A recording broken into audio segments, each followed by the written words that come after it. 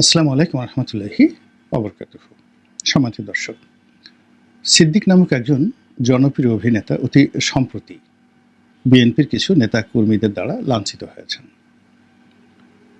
এখানে আমরা শিরোনামে গণধোলাই শব্দটি ব্যবহার করেছি। এখানে গণধোলাই বলতে সবাই একসঙ্গে মারপিট করেছেন, কিন্তু জনগণ না বুঝে না চিনে যখন কাউকে ধোলাই দেয়, উত্তেজনার বশে, সেটার সঙ্গে এটার কোনো তুলনা করা যাবে না। এখানে যারা মেরেছেন তারা একটি বিশেষ দলের সদস্য। তো তারা ওনাকে চিনেন এবং তার প্রতি তাদের একটা ক্ষোভ ছিল, ক্রোধ ছিল, ঘৃণা ছিল এবং তাকে তারা খুঁজছিল, দীর্ঘদিন ধরে খুঁজছিল এবং পাওয়ার সঙ্গে সঙ্গে তারা উত্তেজিত হয়ে পড়ে এবং নিজেদের উপর নিয়ন্ত্রণ হারিয়ে তাকে বেদম মারধর করে। এবং এই পিটুনি মানে যেন তেন পিটুনি নয়, একেবারে বাস্তব পিটুনি। যেভাবে ছিনতাইকারীকে পিটানো হয়, যেভাবে চোরকে পিটানো হয়, ঠিক ওই রকম একটা উন্মত্ততা নিয়ে তাকে পিটানো হয়েছে। তাকে পিটিয়ে লাল করে দেওয়া হয়েছে। তার অঙ্গে অঙ্গে সেই যে পিটুনির যে ছাপ, এটি স্পষ্ট। তার পরনের যে ঊর্ধ্বাংশের কাপড়, গেঞ্জি এবং শার্ট ছিঁড়ে ফেলা হয়েছে। ফলে তিনি উদম শরীরে ছুটোছুটি করছিলেন শহরের মধ্যে প্রাণ বাঁচানোর জন্য। পুলিশ ছিল, কিন্তু পুলিশ অসহায় হয়ে পড়েছিল। তার বিরুদ্ধে কোনো মামলা ছিল না, কিন্তু যে নির্মমভাবে তাকে পিটানো হয়েছে এবং তিনি যেভাবে বাঁচার জন্য প্রাণ ভিক্ষা চাচ্ছিলেন, রক্ষা পাওয়ার জন্য দৌড়াচ্ছিলেন, আর তার পিছিয়ে পিছিয়ে যারা আক্রমণকারী তারা যেভাবে তাকে আক্রমণ করে যাচ্ছিল, এইরকম ঘটনা আমি বাংলাদেশে কোনো সেলিব্রিটির ক্ষেত্রে, পরিচিত মানুষের ক্ষেত্রে দেখিনি। রাজনৈতিক প্রতিহিংসার ক্ষেত্রে আমরা এরকম দেখিনি। ঢাকা বিশ্ববিদ্যালয়ে প্রতিপক্ষকে অনেকে পিটিয়েছে, রক কেটে নিয়েছে, তারপরে পিটিয়ে যাকে বলে একদম হাসপাতালে পাঠিয়েছে। কিন্তু সিদ্দিকের যে পিটানোটা, এটা ছিল ওয়ান শট অফ, যাকে বলা হয় মুভি, চিত্রায়নের মতো। অর্থাৎ তাকে যেভাবে পিটানো হয়েছে এটা একটা চলচ্চিত্রের দৃশ্যের মতো।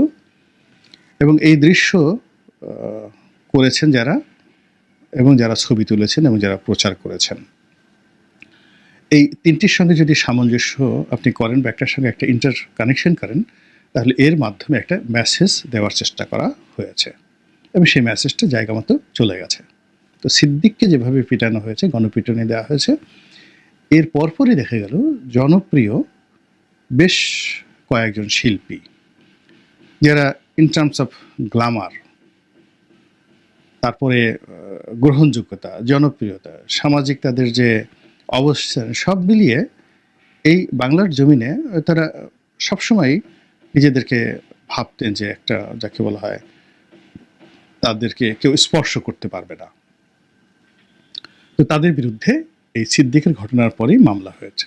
এর মধ্যে জনাব হুমায়ুন আহমেদের স্ত্রী মেহের আফরোজ শাওন রয়েছেন।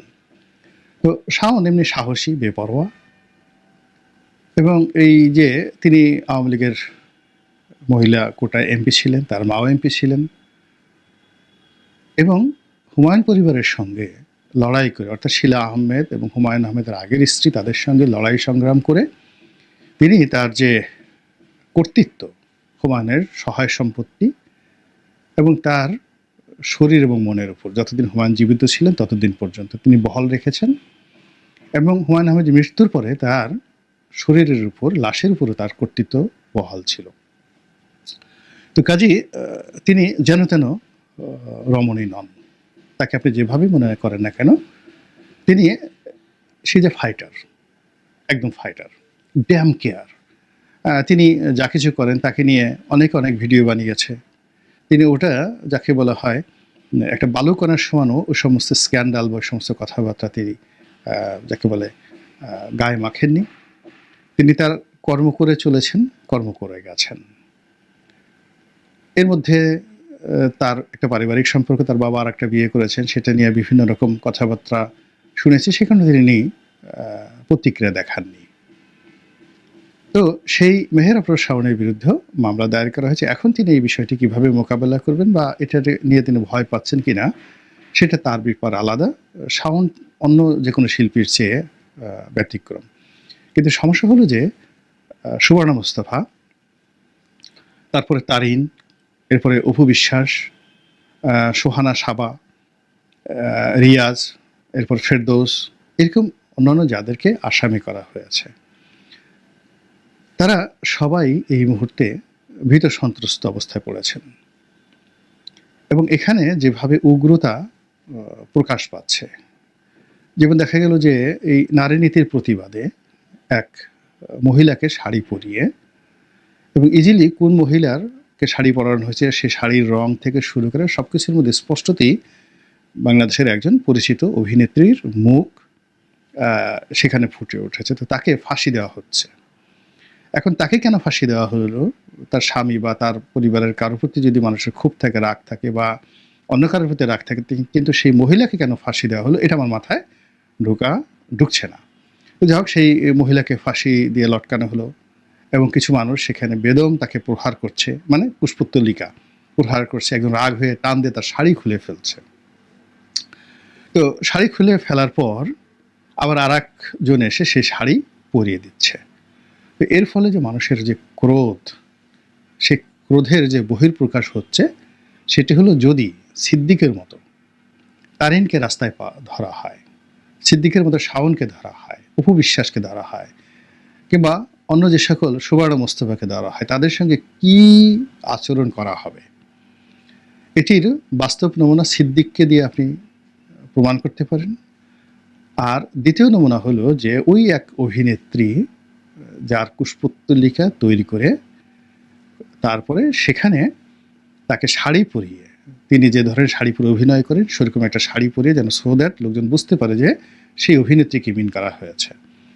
আবার সেই শাড়ি টেনে খুলে ফেলে তার গোপন অঙ্গে বিভিন্নভাবে অত্যাচার করা, জুলুম করা, লাথি দেওয়া, থুথু দেওয়া, এই জিনিসগুলো যে করা হয়েছে, এর মধ্যে আপনি মানুষের ক্রোধ, ক্ষোভ এবং জিঘাংসার যে একটা অবস্থা, সেটা আপনি ইজিলি বুঝতে পারেন।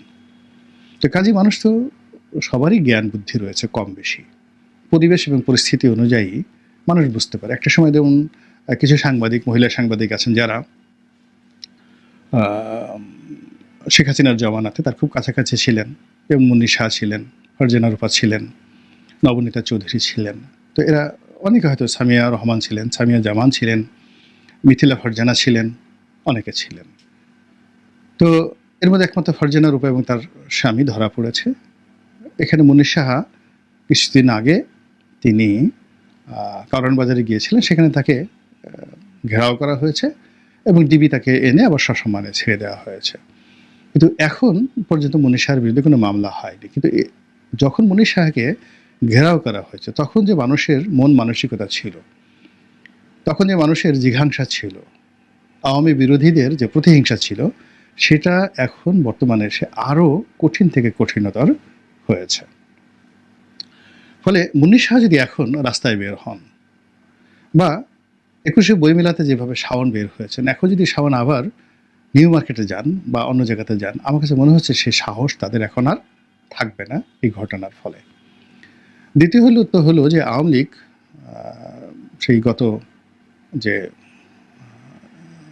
জুলাই আগস্ট বিপ্লব, অর্থাৎ আগস্ট মাসের ৫ তারিখে ক্ষমতাহীন হয়েছে। এরপর তো ৮ মাস চলে গেছে। ৮ মাস ধরে আওয়ামী লীগের অনেক নেতা পলাতক আছেন। তো তারা অনেকে হয়তো ভাবছেন যে সময়টি ভালো যাবে বা খুব দ্রুত সব কিছু নিষ্পত্তি হয়ে যাবে। তাদের সকলের জন্যই দুঃসংবাদ, একে একে দুঃসংবাদ, যে অনেক মন্ত্রী, অনেক এমপি, অনেক নেতা মাঝে মধ্যে ধরা পড়ছেন। এই গত ১৫ দিনেও বিভিন্ন এলাকাতে যাদেরকে ধরা হয়েছে, যারা পালিয়েছিলেন, তাদের সবাইকে শারীরিকভাবে লাঞ্ছিত করা হয়েছে, অপমানিত করা হয়েছে, মারধর করা হয়েছে, যেটি সেপ্টেম্বর অক্টোবর মাসে করা হয়নি, আগের চেয়ে আরও বেশি করা হচ্ছে। যেমন ধরুন আইনমন্ত্রী আনিসুল হক, তাকে ঢাকা কোর্টে যখন ওঠানো হলো, তখন তার প্রতি যে নিগ্রহ প্রদর্শন করা হলো, সেটার কয়েকশো গুণ বেশি তার প্রতি অত্যাচার করা হলো যখন তাকে নারায়ণগঞ্জের একটি মামলায় হাজির করা হলো। সেখানে রীতিমতো ফ্লাইং কিক, ঘুষি, প্রচণ্ড মারধর, এবং তাকে পুলিশের কাছ থেকে ছিনিয়ে নেওয়া হলো এবং তিনি প্রাণ ভয়ে দৌড়ে সেই গারদের মধ্যে তিনি ঢুকে আত্মরক্ষার চেষ্টা করলেন। তো দেখুন যে আওয়ামী বিরোধী যে প্রতিহিংসা এটা যে কোনো কারণ হোক বেড়ে যাচ্ছে, এটা আপনি অস্বীকার করতে পারবেন না।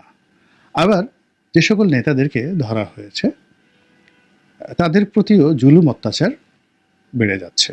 প্রথমে যখন তাদেরকে কোর্টে নেওয়া হলো, মানুষ ডিম ছুঁড়েছে, তারপরে গালাগাল করেছে।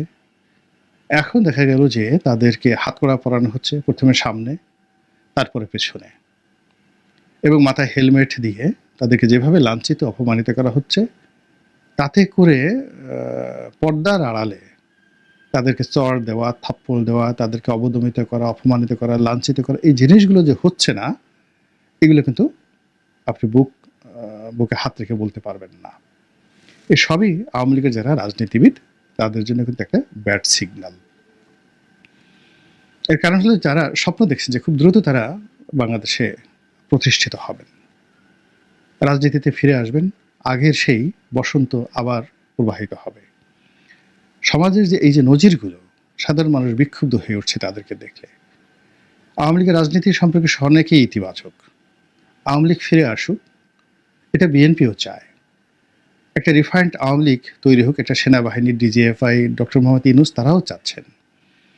কিন্তু আওয়ামী লীগের যে মানুষগুলো অপরাধ করেছে, অন্যায় করেছে, জুলুম করেছে, পাপ করেছে, দুর্নীতি করেছে, তাদেরকে আসলে সমাজ গ্রহণ করছে না এখন পর্যন্ত, এবং ক্রমশ তাদের প্রতি মানুষ বিরক্ত, ত্যক্ত, বিরক্ত এবং বিক্ষুব্ধ হয়ে পড়ছে। এই যে রিয়েলিটি, এই মনস্তাত্ত্বিক যে জায়গা, এই জায়গা থেকে যদি আপনাকে বেরোতে হয়, তাহলে আপনাকে যে বিহেভিয়ারাল ইকোনমিক্স, যেটার উপরে ড্যানিয়েল কাহেলম্যান নোবেল পুরস্কার পেয়েছেন, বেসিক্যালি তিনি একজন সাইকোলজিস্ট ছিলেন। তো তার যে ধীরে চিন্তা এবং দ্রুত চিন্তা, ধীরে ধীরে চিন্তা করা এবং দ্রুত চিন্তা, সাইকোলজিক্যাল যে পয়েন্টগুলো, কখন একটি মানুষ খুব দ্রুত সিদ্ধান্ত নেয়, দ্রুত চিন্তা করে, এবং কখন একটা মানুষ ধীরে ধীরে সিদ্ধান্ত নেয়, ধীরে ধীরে চিন্তা করে, এই বিষয়গুলো আওয়ামী লীগের যারা রাজনীতিতে ফিরতে চান মন্ত্রী এমপি, তাদেরকে এই বইটা 10 বার পড়তে হবে। এবং এই বইটি না পড়া পর্যন্ত যদি তারা নিজেদেরকে আবার রাজনীতিতে পুনর্বাসিত করতে চান, আবার সাবেক অবস্থায় ফিরিয়ে আনতে চান, তাহলে অল অন এ সার্টেন তারা যদি রাস্তায় পড়েন লোকজনের সামনে, তাদের অবস্থা সিদ্দিকের মতোই হবে। এটাই বাস্তবতা। এবং তাদের সেই মানে মানুষ হলো কি, আমরা গ্রামে অঞ্চল বলি হাডুরে কিল, বরিশালে হাডুরে কিল বলা হয়। মানে চোর ধরা পড়লে দেখা গেল ইমাম সাহেব যাচ্ছেন তসবি নিয়ে আল্লাহ সুবহানাল্লাহ আলহামদুলিল্লাহ এগুলো পড়তে পড়তে, হঠাৎ করে চোর ধরা পড়লো, তিনি আস্তে তসবিটা পকেটে রেখে কোনো কিছু না ভেবে দুটো কিল দিয়ে আসলেন। এই যে তার যে একটা দ্রুত সিদ্ধান্ত, চোরের প্রতি এটা যে ঘৃণা, এটাকে নিয়ে সেই যে নোবেলজয়ী বিহেভিয়ারাল মানে ব্যবহারিক যে অর্থনীতি, সেই অর্থনীতির তাকে বলা হয় গ্র্যান্ডফাদার, দাদা, যেটার জন্য তিনি নোবেল পুরস্কার পেয়েছেন। তার সেই বইটি আপনাকে পড়তে হবে যে কেন এই মানুষ এই আচরণগুলো করে। এখন 15টি বছর ধরে আওয়ামী লীগের বিরুদ্ধে মানুষের যে ক্ষোভ বিক্ষোভ, এগুলো জাস্ট একটা লেভেল এখন ভুলে আছে মানুষ। কিন্তু যখনই কিছু মুখ দেখছে, কিছু নাম দেখছে এবং তাদের প্রেজেন্স দেখছে, তখনই সে কিন্তু সব ভুলে যাচ্ছে। হাতে তসবি ছিল, সে নামাজে দাঁড়ানো ছিল, এমনকি রুকুতে ছিল, সেজদাতে ছিল, বের হয়ে